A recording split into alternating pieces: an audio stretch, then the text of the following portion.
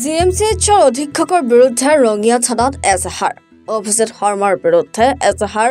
ছাত্ৰ মুক্তি সংগ্ৰাম সমিতি পক্সৰ অধীনত ৰুজু হোৱা গোচৰত ভুক্তভোগীৰ নাম প্ৰকাশৰ অভিযোগ শুক্ৰবাৰে নিশা ছাত্ৰ মুক্তি সংগ্ৰাম সমিতিৰ সাধাৰণ সম্পাদক প্ৰাঞ্জল কলিতাই ৰঙিয়া আৰক্ষী থানাত দাখিল কৰিছিল এজাহাৰ উল্লেখ্য যে গুৱাহাটী মেডিকেল কলেজত জঘন্য ঘটনা সংঘটিত হৈছিল এগৰাকী নাবালিকা ৰোগীক যৌন আতিশায্য চলোৱাৰ অভিযোগ উত্থাপন হৈছিল কৰ্মৰত সাফাই কৰ্মী আব্দুল ৰছিদে নাবালিকাক ধৰ্ষণ কৰাৰ অভিযোগ উত্থাপন হৈছিল কৰ্তব্য নথকাৰ পিছতো সেইদিনা আব্দুল ৰছিদ আহিছিল চিকিৎসালয়লৈ যোৱা 19 জানুৱাৰী তাৰিখে 10:30 মহিলা শৌচালয়লৈ গৈছিল নাবালিকা ৰোগীগৰাকী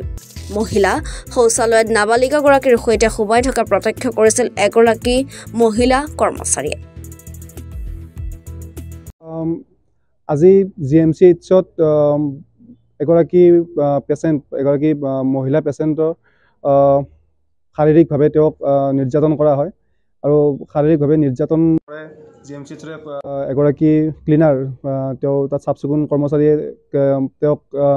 মানসিক আৰু শাৰীৰিকভাৱে নিৰ্যাতন চলায় শাৰীৰিক নিৰ্যাতন চলোৱাৰ পিছত তেওঁৰ ওপৰত জিএমচিএইচৰ যি ভঙাগড় আৰক্ষী থানা আছে ভঙাগড় আৰক্ষী থানাত এক গোচৰ তেওঁলোকে গোচৰ তৰে আৰু গোচৰৰ নম্বৰ হ'ল কেছ নাম্বাৰ 18/25 US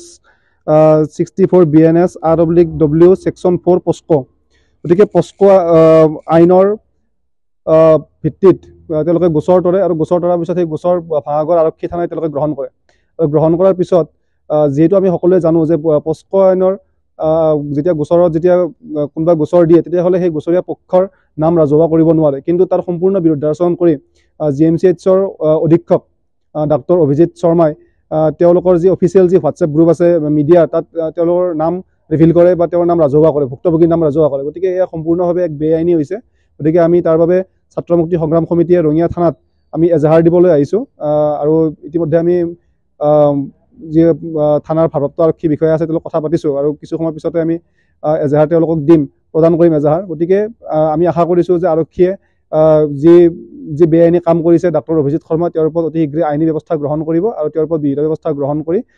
যি ভুক্তভোগী যি মহিলাগৰাকী আছে বা ভুক্তভোগী যিগৰাকী পেচেণ্ট আছে তেওঁক ন্যায় প্ৰদান কৰিব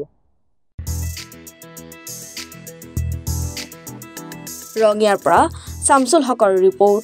এনি ভাৰত 24